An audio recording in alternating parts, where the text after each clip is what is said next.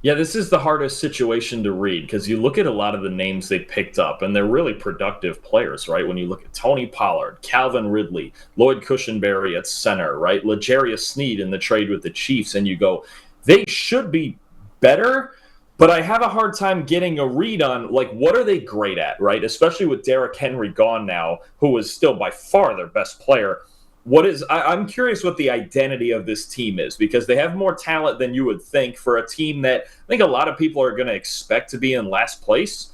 I think this year really is about developing some young players that they drafted this year, especially this offensive line, right? J.C. Latham and then another year of Peter Skoronski. But it's really going to be about finding out if Will Levis is that guy, right? You spent the first pick of the second round on him. You know, last year he showed you some good things and he showed you some kind of unstable things. He's got this kind of tendency to be a high variance playmaker, and it's kind of the same way he was at Kentucky, right? Where there's some big plays and then you go through stretches where there's some not great plays and his accuracy and stuff like that. I think that's what this year is about more than wins and losses for Tennessee. Is Will Levis going to be our guy, or can we go into next year's draft looking at a Carson Beck, a Shedeur Sanders, a Connor Wegman, something like that? You need that defined answer at quarterback. And I think of all the teams on this, that we're talking about today, they're one of two that really doesn't have that right now. The Titans, I think they're weird because I think they're not going to win a ton of games, but I think they're going to be in a lot of games just because of the talent they have, right? Like they have some sort of talent at almost every spot on their roster, like plus talent, right? Like Calvin Ridley might not be Tyreek Hill or Justin Jefferson, but he's pretty darn good, right? Like, and they still have DeAndre Hopkins, and they still, Tony Pollard and Tyjae Spears is a really good pair in the backfield. Like, there are things to work with, but is it enough to get him over the hump to win a lot of games?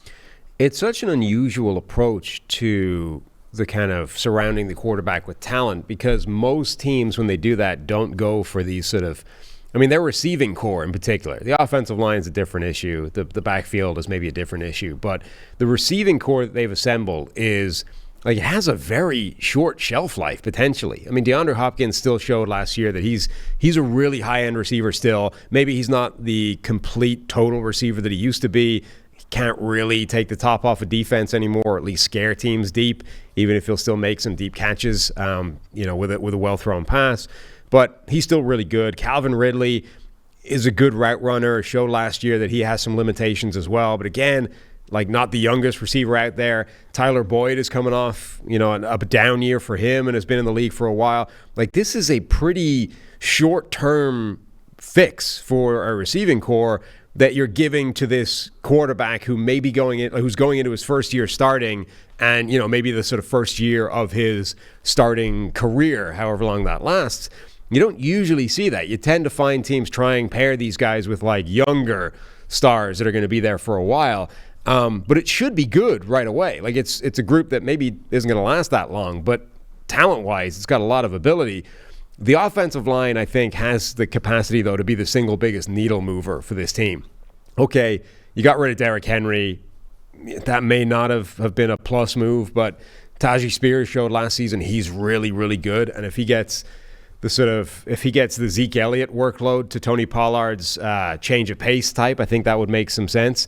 That offensive line, though, with Bill Callahan coming over as well as the offensive line coach, that group could take a huge jump forward. You've got what was the worst offensive line in football for 2 straight years. Now you've got a rookie top draft pick in J.C. Latham at left tackle. You've got Peter Skoronski at left guard, who didn't have a great season last year, but also dealt with an appendectomy that, lost weight, lost strength, basically forced him to take a step backwards in a bad time where there's no way of clawing that back. So he should be better this year. Lloyd Cushenberry, slow start to his NFL career, but he's become a really good center. Daniel Brunskill, and then the sort of question mark of Nicholas Petit-Frere or Jalen Duncan or whoever it's going to be at right tackle. Even if that one spot, right tackle, is a disaster, potentially that's 4 out of 5 spots are in pretty good shape, which is a huge leap forward from the last 2 years where they've had maybe 1 out of 5 spots in good shape. That could completely transform the entire offense and just gives Will Levis such a better platform to operate from.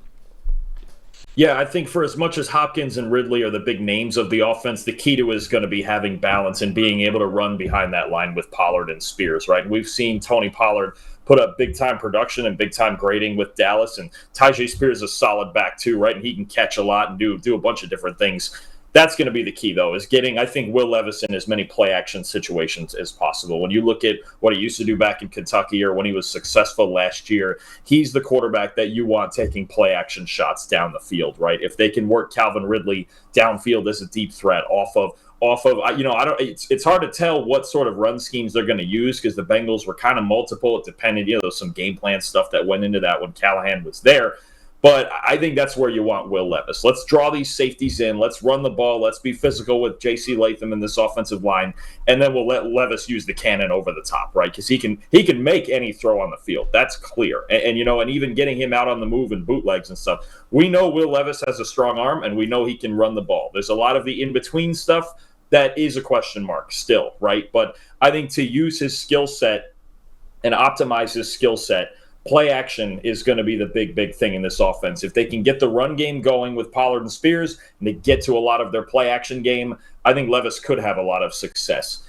This is not a team to me that wants to fall behind and get away from that. I don't know that Levis is ready to drop back and throw it 40 times in straight drop back situations every week, but there's a formula here where they can win games. It's just that, like you said, between the offensive line and then just what we think Will Levis can do right now, you're kind of threading the needle when it comes to getting all of that done. Yeah, the Levis evaluation, I think, is difficult because everyone sort of focuses on, 4 touchdowns in his debut for the rest of the season and the kind of crazy element that he brought to the table with just recklessness with his own body. I feel like, though, his situation doesn't get as much attention as Bryce Young, say, in Carolina, where everything was obviously terrible. Like, Levis's was different because the receiving, like, he had Nuke Hopkins, he had some weapons to work with, but I don't think we kind of appropriately weigh just how bad that offensive line was. Like, he was working behind an offensive line that was bad enough that you don't get a fair evaluation of Will Levis. Like, you can look at his sack rate and all these kinds of things. Like, we are not getting a fair interpretation of how Will Levis plays the game based off how bad that offensive line was. So, for the Titans to come in this offseason and theoretically fix that, then do what they've done in terms of the additions at receiving core, I mean, at very minimum, however good or bad they're going to be this year, we should be getting a fair eval of Will Levis now. Like, he now has a situation that looks good, looks completely tenable, looks able for him to show what he can do, and then we get to have an idea of what exactly that is. I think their defense is in reasonable shape as well. I mean, I expect the Titans to be a pretty decent team this year, with obviously the massive variable being just how good is Will Levis. Yeah, I agree. I think 6-7 wins probably sounds about right to me when you just look at their talent across the board. But that's what it's about, right? If Will Levis does hit, and even if you only still win, let's say even 6 or 7 games, but he does play better and you feel like this is a guy you can work with for another year, then you talk about going and getting a younger weapon in next year's draft. Let's say you're still picking between 8 and 12, a Luther Burden or a Tetsuo McMillan or a Travis Hunter or something like that in next year's draft. Now you talk about, okay, we can start to transition. We focus on Levis. We get younger primetime weapons in here.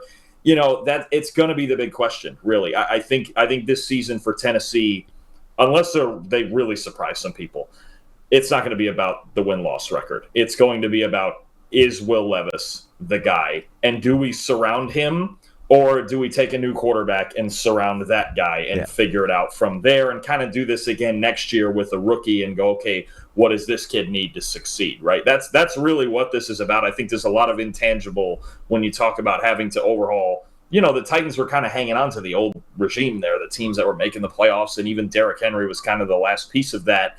They need to find out if Levis is that guy so they just know the plan and the vision going forward.